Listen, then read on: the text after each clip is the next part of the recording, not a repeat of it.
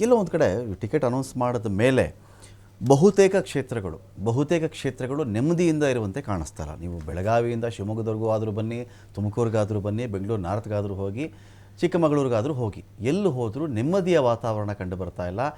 ನಿಮ್ಮದೇ ಪಕ್ಷದಲ್ಲಿ ತೀರಾ ಇತ್ತೀಚಿನವರೆಗೂ ಕೂಡ ಮಿನಿಸ್ಟರ್ ಆಗಿದ್ದಂಥವ್ರು, ಸಚಿವರುಗಳಾಗಿದ್ದಂಥವ್ರು ಬಹಿರಂಗ ಬೇರೆ ಯಾರೋ ಅಸಮಾಧಾನ ಹಾಕೋದು, ಕಾರ್ಯಕರ್ತದ ಒಂದು ಕಡೆ ಇರಲಿ, ಮಿನಿಸ್ಟರ್ಗಳೇ ಅಸಮಾಧಾನ ಆಗ್ತಾ ಇದ್ದಾರೆ.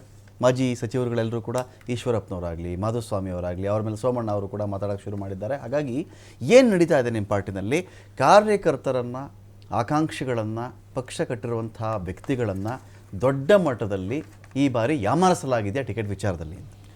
ನೋಡಿ ಸರ್, ಇವತ್ತು ಇಡೀ ದೇಶದಲ್ಲಿ ಭಾರತೀಯ ಜನತಾ ಪಾರ್ಟಿ ಇವತ್ತು ಚುನಾವಣೆಗೆ ಹೋಗ್ತಾ ಇರೋದು ಅಭಿವೃದ್ಧಿಯ ಆಧಾರದ ಮೇಲೆ. ನಾವು ಸಾಕಷ್ಟು ಕೆಲಸ ಮಾಡಿದ್ದೀವಿ, ಮತ್ತು ಇನ್ನಷ್ಟು ಅಭಿವೃದ್ಧಿ ಆಗಬೇಕು ಈ ದೇಶದಲ್ಲಿ. ಪ್ರತಿಯೊಬ್ಬ ಪ್ರಜೆಗೂ ಮುಂದಿನ ದಿನದಲ್ಲಿ ಒಂದು ನೆಮ್ಮದಿಯ ಒಂದು ವಾತಾವರಣ ಸೃಷ್ಟಿಯಾಗಬೇಕು ಅಂದರೆ ಮತ್ತೆ ನಾವು NDAಗೆ ಮತವನ್ನು ಕೇಳೋ ಮೂಲಕ ಇವತ್ತು ಮೊದಲನೇ ಬಾರಿಗೆ ಸುಮಾರು 195 ಸೀಟ್ ಅನೌನ್ಸ್ ಆಯಿತು. ಎರಡನೇ ಲಿಸ್ಟಲ್ಲಿ ಕರ್ನಾಟಕನೂ ಸೇರಿ ಸುಮಾರು 28ವರೆಗೂ ಅನೌನ್ಸ್ ಆಯಿತು. ಅದರಲ್ಲಿ ಕರ್ನಾಟಕದಿಂದ ಏನು 20 ಸೀಟ್ ಅನೌನ್ಸ್ ಆಯ್ತಲ್ವ, ಅದರಲ್ಲಿ ಅನೌನ್ಸ್ ಆಗೋದಕ್ಕಿಂತ ಮುಂಚೆ ನಮ್ಮ ಮೈಸೂರಿನಲ್ಲಿ ಒಂದು ಹಾಲಿ ಇರ್ತಕ್ಕಂಥ ಸಂಸದರಿಗೆ ನನಗೆ ಟಿಕೆಟ್ ಸಿಗಲ್ಲ ಅನ್ನೋ ಒಂದು ಭಾವನೆ ಇಟ್ಕೊಂಡು ಅವರು ಸಾಕಷ್ಟು ಗೊಂದಲ ಸಿಗಾಕೊಂಡು ಸಾಕಷ್ಟು ಒಂದು ಇದಾಗಿತ್ತು. ಆದರೆ ಟಿಕೆಟ್ ಅನೌನ್ಸ್ ಆದ ತಕ್ಷಣ ಅಲ್ಲಿನ ಸಂಸದರು ನನ್ನೂ ಕರೆದ್ರು, ನಾನು ಈ ಒಂದು ಚುನಾವಣೆಯಲ್ಲಿ ಕೆಲಸ ಮಾಡೋಕ್ಕೆ ರೆಡಿ ಇದ್ದೀನಿ ಅಂತ ಹೇಳುವಂಥ ಕೆಲಸವನ್ನು ಮಾಡಿದ್ರು.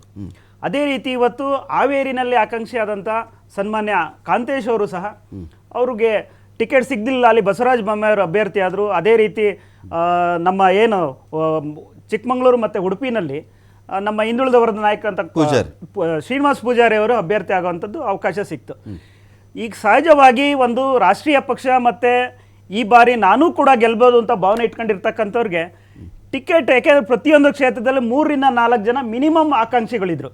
ಯಾಕೆಂದರೆ ನನಗೂ ಈ ಸರಿ ಅವಕಾಶ ಆದರೆ ನಾನು ಒಬ್ಬ ಸಾಮಾನ್ಯ ಕಾರ್ಯಕರ್ತ ಅಂದ್ಕೊಂಡೂ ಸಹ ನಾನು ಗೆಲ್ಬೋದು ಅನ್ನೋ ಒಂದು ಭಾವನೆಗಳು ಎಲ್ಲ ಕಾರ್ಯಕರ್ತರು, ಎಲ್ಲ ನಾಯಕರಲ್ಲೂ ಬಂದಂಥ ಸಂದರ್ಭದಲ್ಲಿ ಎಲ್ಲ ಒಂದು ಕಡೆ ಟಿಕೆಟ್ ಇಲ್ಲ ಅಂದಾಗ ಸಹಜವಾಗಿ ಬೇಜಾರಾಗೋಂಥದ್ದು ಆಗಿದೆ. ಆದರೆ ಈ ಬೇಜಾರಿಗೆ ಎಲ್ಲವನ್ನು ನಮ್ಮ ರಾಷ್ಟ್ರೀಯ ನಾಯಕರು ಇರ್ಬೋದು ಮತ್ತು ರಾಜ್ಯ ನಾಯಕರು ಒಟ್ಟು ಇದನ್ನ ಸೇರಿಸಿ ಸಮಾಧಾನ ಪಡಿಸಿ ಜೊತೆಲಿ ತಗೊಳ್ಳೋ ಅಂಥ ಶಕ್ತಿನೂ ಕೂಡ ಭಾರತೀಯ ಜನತಾ ಪಾರ್ಟಿಗಿದೆ.